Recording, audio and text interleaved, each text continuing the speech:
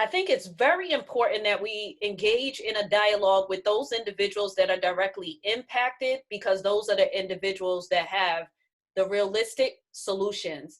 Today, we'll be talking to an individual that experienced parental incarceration and is now dealing with immense success. His lifestyle regards and shows the utmost ability to be resilient. The question that we have today is, parental incarceration. Oftentimes in the research, individuals that are successful are written about in a way where they are disconnected from their parents. And so I know in your particular case, that is the opposite. And I really want to know what advice do you have for individuals as it relates to the relationships with their incarcerated parents? So the advice that I would have, family connection is important to both those that are serving time and those that are left out here serving time with them. In fact, studies have showed that that's one of the key components to successful reentry is a stable family unit. Luckily, I had my grandmother who was an avid supporter of my father, and only traveling she ever did was to Federal Bureau of Prisons across the U.S., and that was my road partner forever. Before you even had Google Maps, right? We were traveling everywhere to see my pops, because she understood that that was the key to his survival. Being able to be a man, being able to have a foothold in the life of the responsibility that he created. So when I was a kid, I was getting report cards. My report cards I was taking to, at that time, it was Lawton Correctional Facility. And that's where my superheroes were. My superheroes didn't wear capes. They wore khakis, blues, and state greens. And that's how I viewed those men. I didn't view those men by their charges, but that's where I got all the support and the tutelage. And my father was able to parent over 15, 20-minute phone calls. Now it's become so much more elaborate. They have video conferencing going on. So I guess any advice that I would have that I have for individuals serving time as parents on how to parent is incarceration doesn't stop you from being a parent. Write those letters. Participate in those video conferences if the facility allows. Grandparents and aunties who are left to parent kids of incarcerated parents, make sure that it's imperative that that relationship stays intact for the kids, betterment, and for the incarcerated parent, for their survival.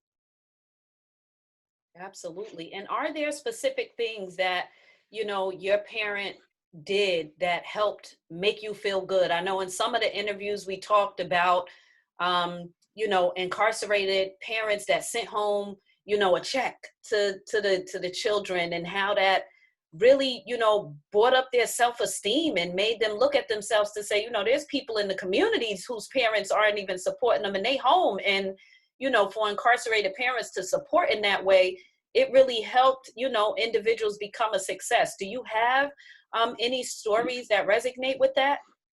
Well, I think I was a pretty fortunate kid of incarcerated parent. My parents were able to send me to private school while incarcerated through money that they sent home.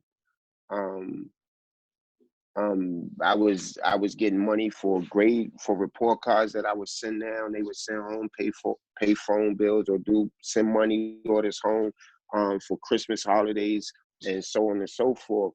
And that was something that spearheaded me and my man Tony Lewis Jr. with the Sons of Life initiative. It's like, we have to now be that for kids of incarcerated parents.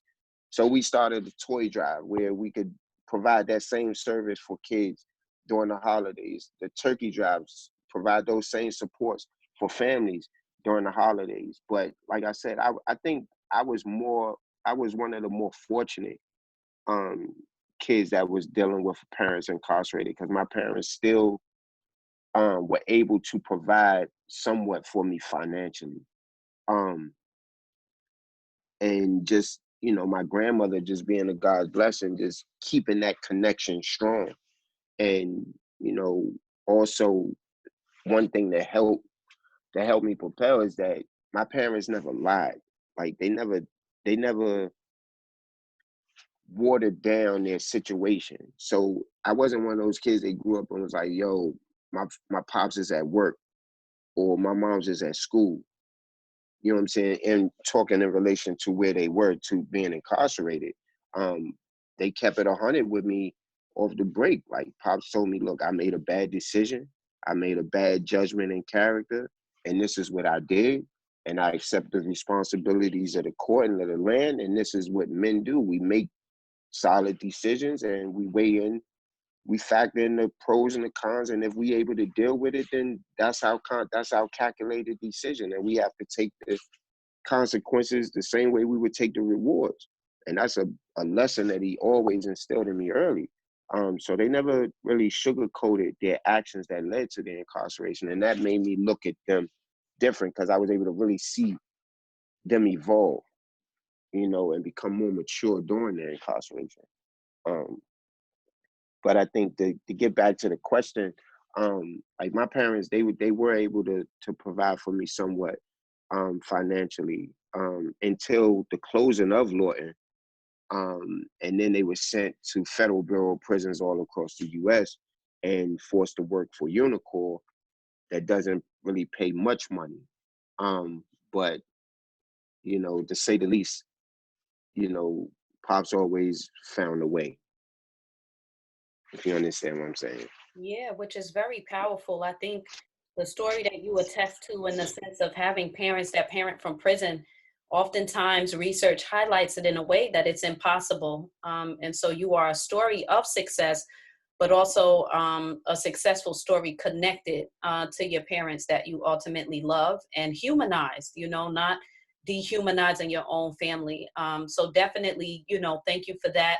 Thank you for your participation in the study. We are interested in having you serve on a panel so that more voices can actually hear you and that they can ask a Q&A. So I'm definitely interested in that. When you brought up the Sons of Life initiative, it would be nice to have you and Tony Lewis Jr. possibly speak on that initiative, because one of the things that we see that's missing is community collaborations, you know, sustainability and long-term. So there's things that are happening, and I'm sure there are components of that particular process that you did that could be implemented all across the nation by individuals.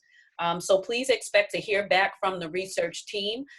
There may be individuals that see this video that are interested in learning more about you. Do you have any social media handles that you would like to share, or a website where they can look up some of the great work that you're doing? Well, my social media handle, fortunately, I'm only on Instagram. It's all one word. It's D Stevenson, Stevenson, the photo activist. Also, I have to get my YouTube channel up and running, but I do have a TED Talk from the TEDx experiment. If you type in the topic disruption, and type in my name, Donald Stevenson, my TED Talk would come up, and it talks specifically about being a positive disruption in the cradle to prison pipeline. All right, thank you so much. We have another interviewee chiming in now that we have to let into the meeting. But thank you, and do expect to hear back from me very shortly. Thank you so much, Dr. Muhammad. I appreciate everything that you're doing with the Dr. Muhammad experience, and I am definitely a fan and champion of all your great work, and undying support of everything that you do. So please feel free to call me, and I'm there. You Oh, already know. absolutely. Thank you so much, brother. Assalamu alaikum, Ramadan All Kareem. right. Wa alaikum salam, Ramadan Mubarak.